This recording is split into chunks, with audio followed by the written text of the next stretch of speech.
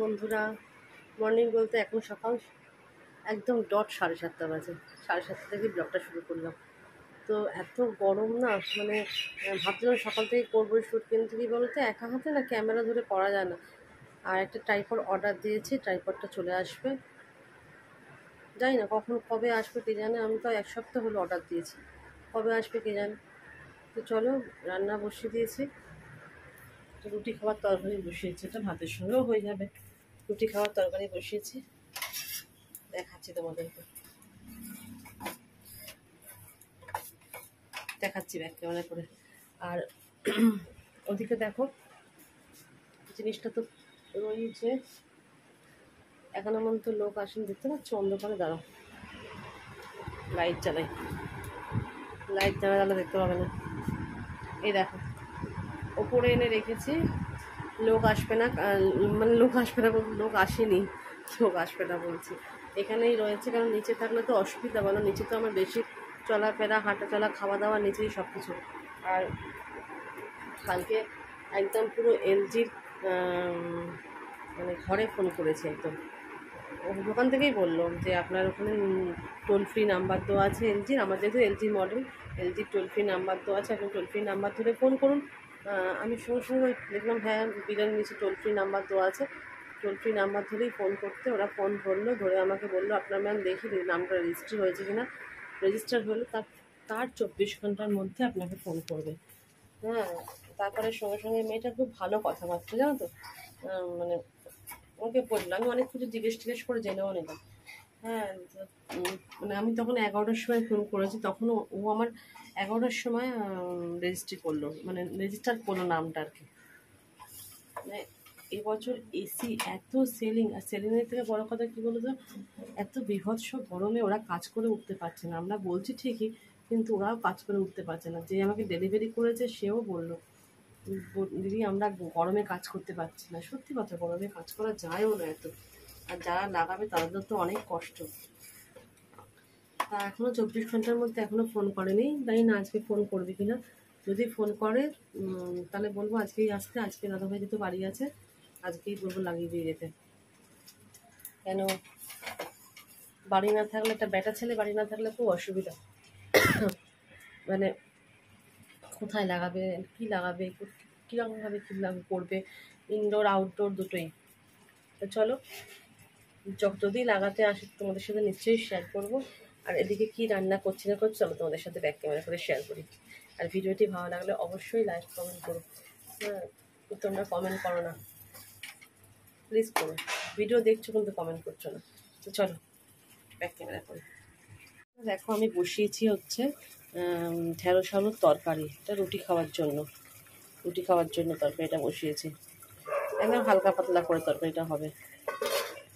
আর এইখানে দেখো, ডাল ছিল কালকে, ডালটা শুকিয়ে নিচ্ছি। আমার এই শুকনো ডাল খেতে আমরা দুজনেই খুব ভালোবাসি, মুগের ডাল। আজকে তো শনিবার, নিরামিষ, মুগের ডাল ফ্রাই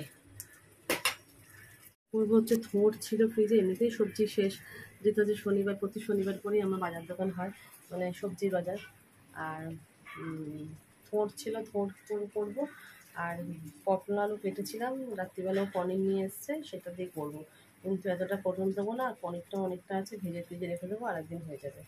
তো চলো, এই হচ্ছে রান্নাবান্না। আর তো ফ্রিজে চাটনি আছেই, অসুবিধা নেই। কালকে আবার দইও পেতেছি, সেটাও রয়েছে, অল্প করেই পেতেছি দইটা। তো চলো, এখন আর চা করবো, চাটা বসাবো, চা খাবো, চা মন চাইছে। চাটা খেয়ে নিয়ে আগে নিচে গিয়ে ওকে ডাকবো, ঘুমোচ্ছে। একটা ফ্যান অফ করে, ওপরে সিলিং ফ্যানটা অফ করে দিয়েছিলাম, স্ট্যান্ড ফ্যানটা চলছে। কেন মাঝে মাঝে না সিলিং ফ্যানটা সবসময় চলে, তো একটু অফ করে রাখা দরকার, ওই জন্য অফ করে দিয়েছি। ওদের একটু রেস্ট দেওয়া দরকার, নাহলে কন্টিনিউ চলছে। আমি অল্টারনেট করে অফ করে চালাই। তারপরে আমি যাবো নিচে, সিলিং ফ্যানটা চালাবো, ওটা তো পুরো অফই থাকবে এখন। চলো ঘুরে আসছি আবার। থোড় ভাজাটা বসিয়ে দিয়েছি। আর এইখানে দেখো, এই যে ভেন্ডি আলুর তরকারিটা, আর ডালটা শুকনো করে নিয়েছি, ওইটুকু রয়েছে। আর এই থোড়টা ভাজা বসিয়েছি। তার আগে থোড়টাকে না নুন দিয়ে একটু চটকে রেখেছিলাম, থোড় একটু নুন দিয়ে চটকে মেখে রাখলে না থোড়টা নরম হয়ে যায়, অনেকেই জানো এটা।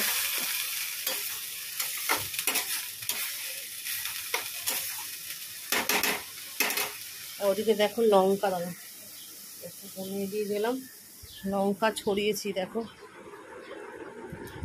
লঙ্কাগুলো বাছতে হবে অনেক, এখানে না অনেক লঙ্কা গরমে না নষ্ট হয়ে যাচ্ছে, লঙ্কা ফঙ্কা সব, অনেক লঙ্কা আমি ফেলে দেবো, ওই জন্য লঙ্কাগুলোকে ছড়িয়ে দিলাম। আর প্লাস্টিকটাকেও পাল্টাতে হবে।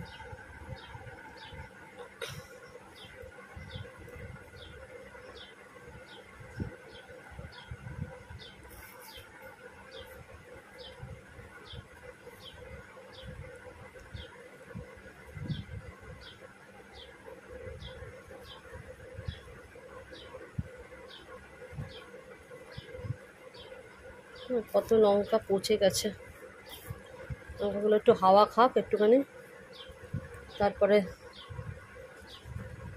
ভীষণ ঝাল জানো, এই লঙ্কাগুলো এতটাই ঝাল, মানে বলার মতন না।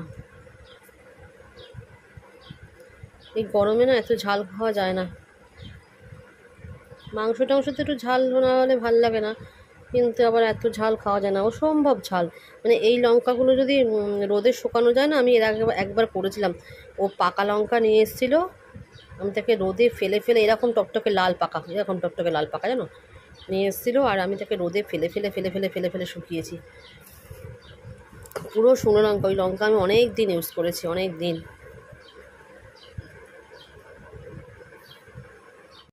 লঙ্কাটা শুকা, তারপর ওটা আলাদা প্লাস্টিক করবো। গরমে না মানে রান্না করে ইচ্ছা করে না করতে, খেতে তো আমার ইচ্ছাই করে না। দিনের বেলা যাওয়া খাই, রাত্রিবেলা তো খেতেই ইচ্ছা করে না,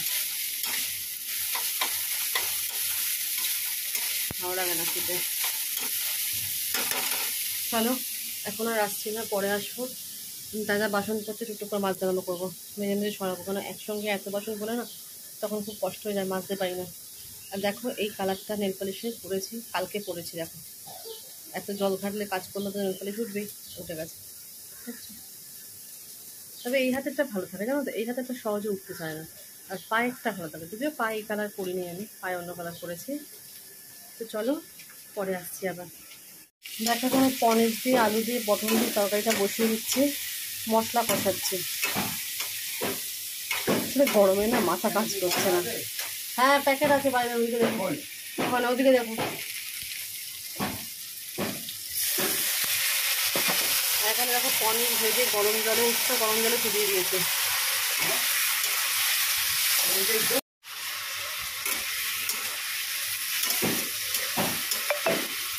এদিকে দেখো এই জলের ঝোলের জলটা দিয়ে দিলাম, জল লাগবে না।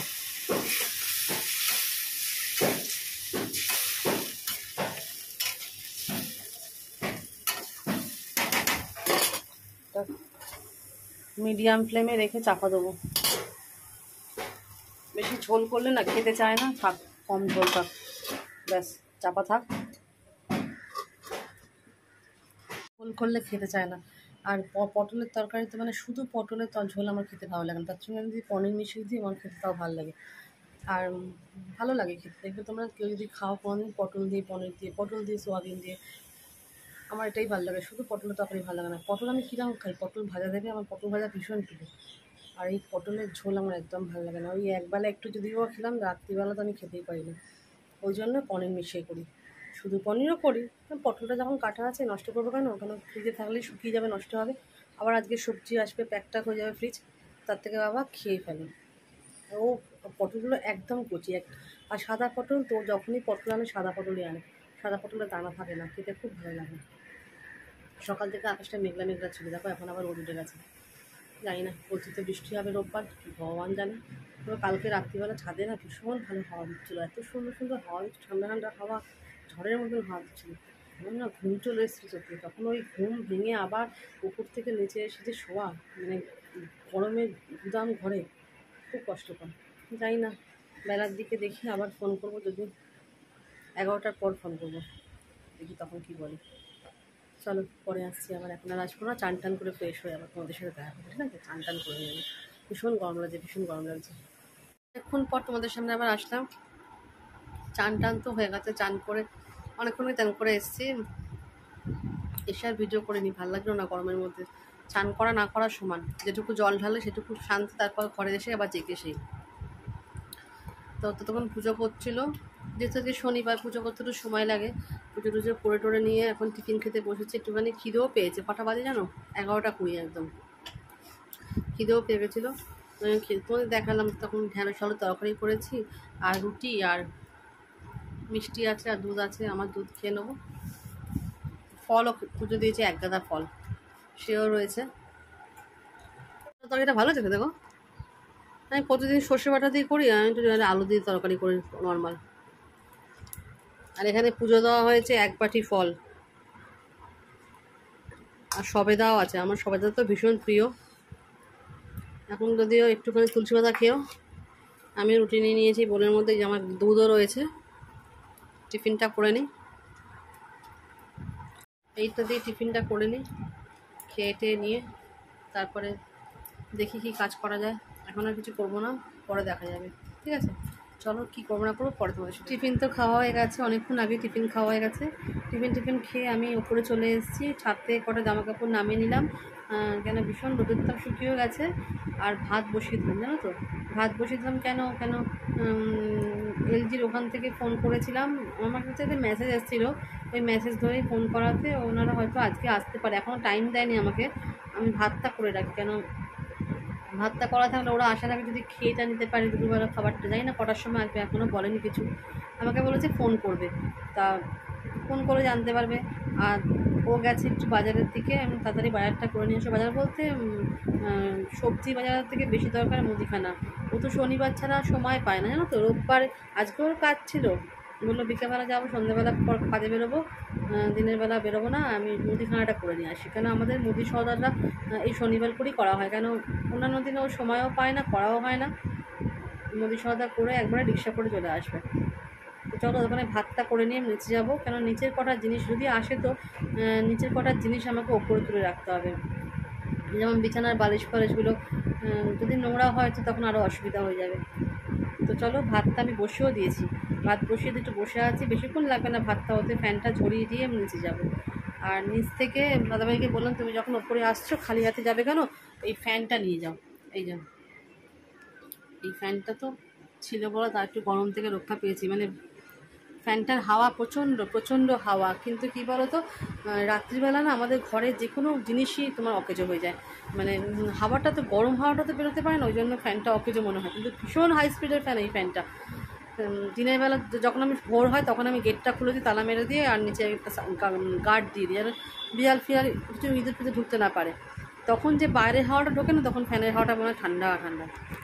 তো আমি বললাম অনেকটা ভারী ফ্যানটা, আমি তুলতে পারতাম না নিচ থেকে ওপরে। আর ওপরে ঘরও একটা স্ট্যান্ড ফ্যান আছে, দেখো ওই একটা স্ট্যান্ড ফ্যান,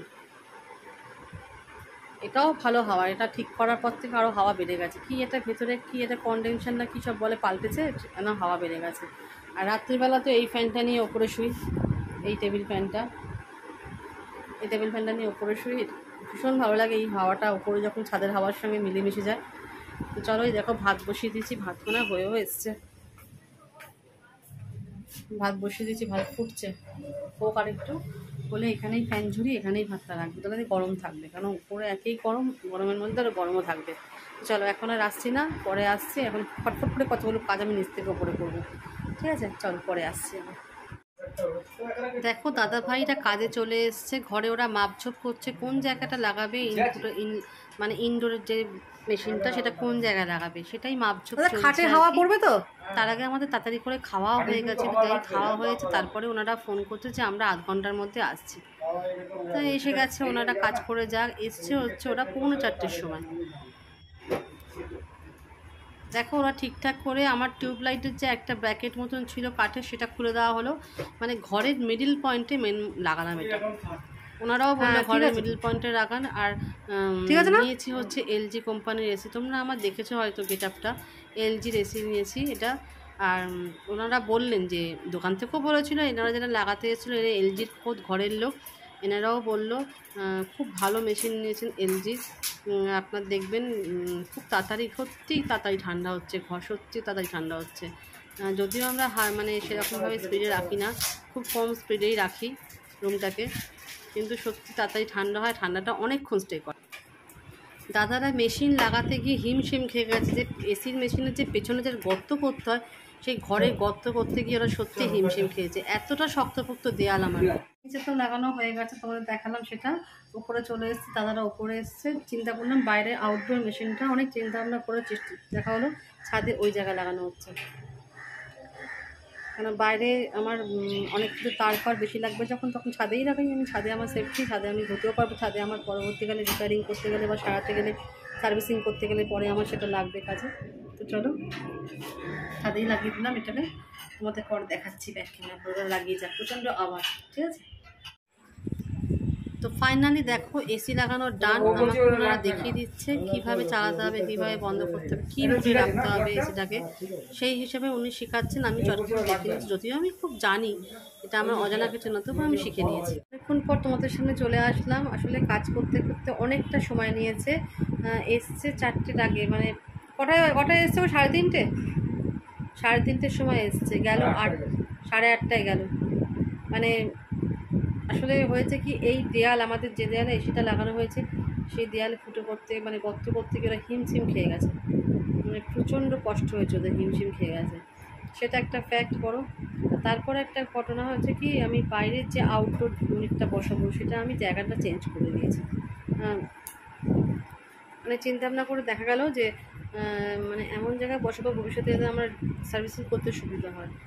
শেষমেশ বসাতে হলো আমাকে ছাদের ওপর বসালাম। পাশাপাশি বসাতে গেলে আমার একটু অসুবিধাই হচ্ছিলো, এই জন্য অনেক চিন্তা ভাবনা করে ছাদের ওপর বসানো হলো। তোমাদের দেখালাম সেটা, ছাদের মিস্ত্রিরা কাজ করছিল, তো ওখানে বসালাম। ওখানে বসাতে গেলে তো অনেকটা পাইপের দরকার, সেই পাইপটা ওদের কাছে ছিল না আনা, সেই পাইপ আনতে গেছিলো অনেকটা দূরে, সেখান থেকে আসলো, পাইপ জয়েন করলো, করে নিয়ে অনেকটা দেরি হয়ে গেল, অনেকটা দেরি। সব কিছু করতে করতে ওরা 8:30-র সময় গেল। এই তারপরে ঘর তো দুজনে মিলে পরিষ্কার করলাম, এতটা নোংরা, এতটা দূর। আমি একবার মানে রাফ এটা করেছিলাম, মানে ইট বালি সব ছড়িয়ে ধুলোমুলো, একবার মপ বাকেট লাঠিটা দিয়ে মুছেছিলাম, কিন্তু ওতে হচ্ছিল না। ওপর টোপর সব মুছে দিয়ে আবার নিচেও ভালো করে মুছলাম, মুছে নিয়ে তারপর একটু ফ্রি হলাম। ও আগে গাটা ঠাকুর করে পুজো করা হয়নি, ও দিল। আমি এসে ভাত ধুয়ে চাল দিয়ে দিলাম, ভাত বসে দিলাম, আলু শুদ্ধ ভাত। রাত্রিবেলা ওটাই ঘি দিয়ে খাবো, সকালবেলা পনিরের তরকারি আছে, ওই দিয়ে হয়ে যাবে রাত্রিবেলাটা।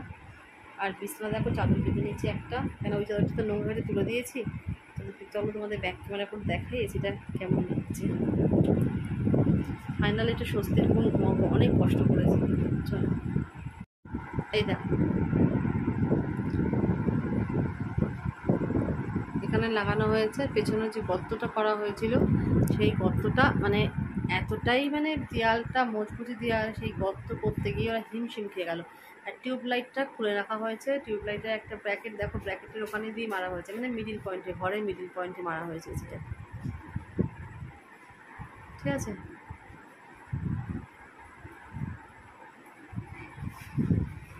আর ভিডিওটা বড় করছি না, দেখা হচ্ছে এটা নেক্সট ব্লগে। অনেক দেরি হয়ে গেল, অনেক বড় হয়ে গেল ব্লগটা শুট করতে। তো চলো কেমন হচ্ছে জানিও। আজ থেকে হচ্ছে স্বস্তির ঘুম। জানি না কতটা স্বস্তি পাবো, কেন ও তো আবার একটু ঠান্ডা লাগলেই বলে ঠান্ডা লাগছে, তাই জন্য জানি না কতক্ষণ চালাতে পারবো। ঠিক আছে, তো চলো আজকের মতন টাটা, দেখা হচ্ছে এটা নেক্সট ভিডিওতে। গুড নাইট, সবাই যেন ভালো থাকবে। এখন পুরো পাক্কা 10টা বাজে, আমি ওপরে কি ভাতটা না, ও হাত বসিয়ে এসছি। চলো গুড নাইট, হ্যাঁ।